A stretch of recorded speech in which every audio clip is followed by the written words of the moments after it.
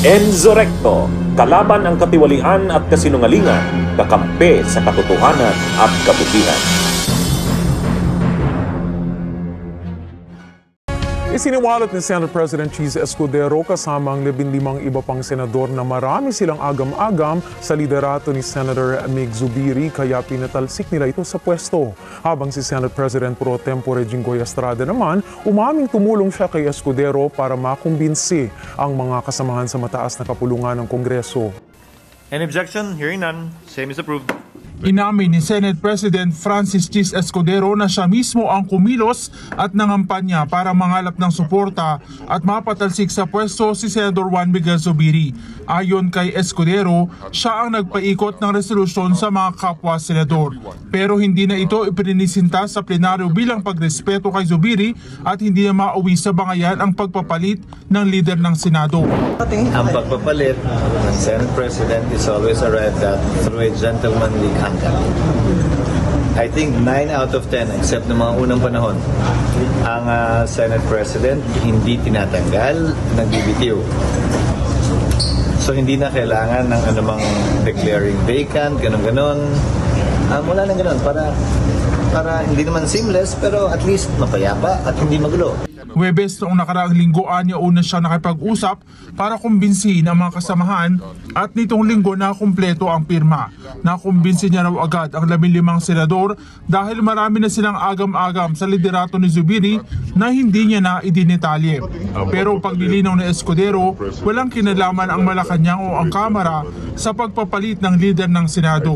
Nagkita raw sila ni House Speaker Martin Romualdez sa birthday ng isang kongresista nitong Miyerkules pero wala itong inungkat na anumang issue lalo na sa Senate leadership change. Hindi rin anya totoong nagkaroon ng rigodon sa Senado dahil sa hindi maawat na investigasyon sa PDEA leaks. When I say sinimulan ko makipag-usap, dahil marami naman at that time na may mga agam-agam. Walang kinalaman sa topic, walang kinalaman sa mga intriga nila na may kinalaman to sa palasyo kanina man.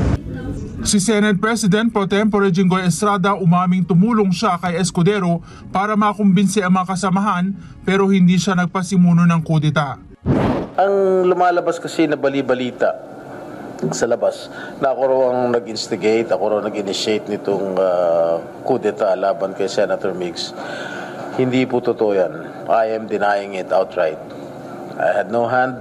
I never initiated or instigated the ouster of Senate President Zubiri.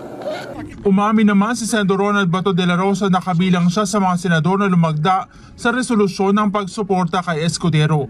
Sina Escudero at Senador Alan Peter Cayetano anya ang lumapit at kumumbinsi sa kanya bago ang sesyon kahapon. Pero lumagda siya dahil sa kasunduan kina Senador Francis Tolentino at Bongo na magkakaisa sa anumang botohan bilang magkakapartido sa PDP.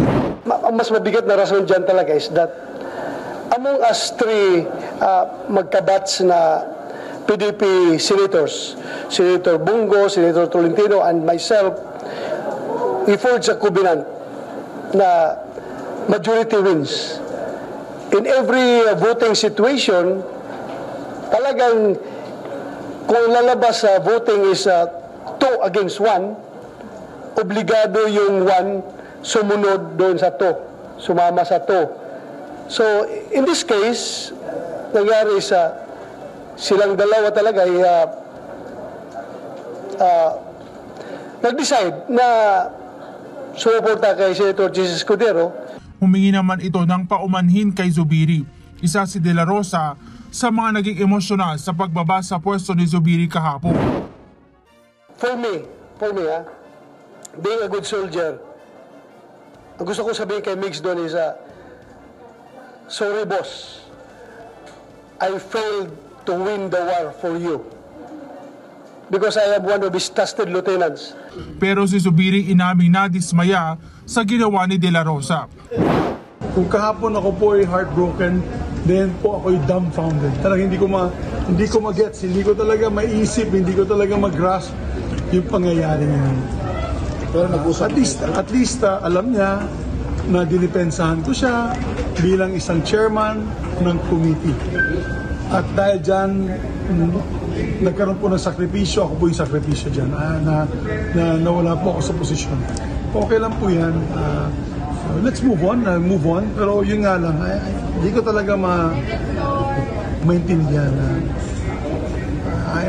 I'm in shock. But sige lang, ganun talaga ang politika, di ba? I mean, there's no permanent friends, only permanent interests. Samantala magiging independent at hindi aanib sa oposisyon ang 7 sa mga senador na hindi sumuporta kay Escudero. Ayon kay Zubiri, nagpulong sila kagabi at napagkasunduang magiging buo ang suporta sa isa't isa. Usapan namin na manatili kami isang bloke. 7 kami and you can call us whatever you want. Magic 7. But we're together.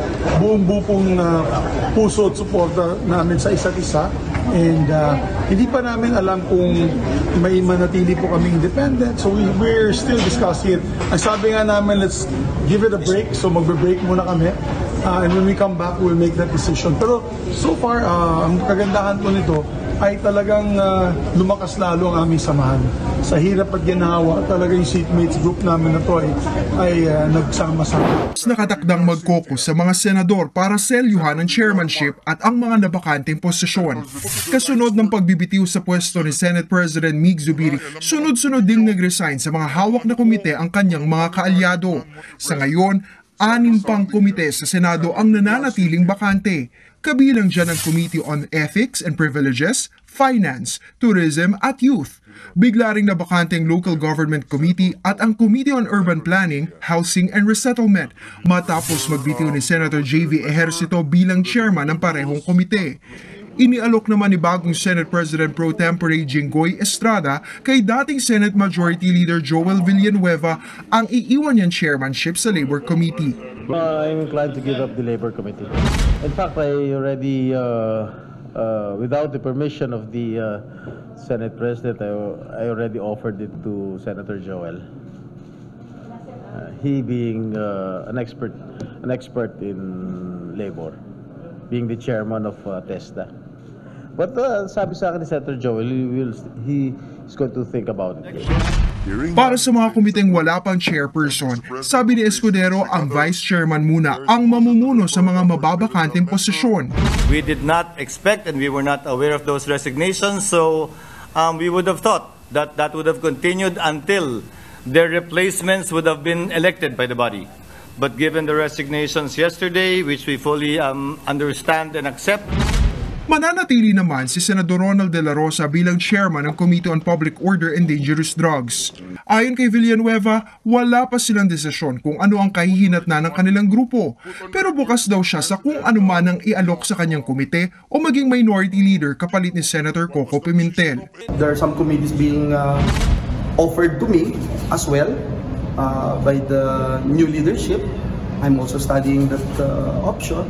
At the end of the day, yung sinasabi ko nga na ang pipiliin pa rin natin maglingkod sa bayan dahil sa ngayon, magpapahinga raw muna ang tinaguriang seatmates block pero ang malinaw ayon kay Zubiri, mas lumakas pa niya ang kanilang samahan. Bunyog, bunyog, halikan na kasama ka. Bunyog, kapag buklod ay may pag-asa. Luzon, Visayas, Mindanao, isa ang pananaw.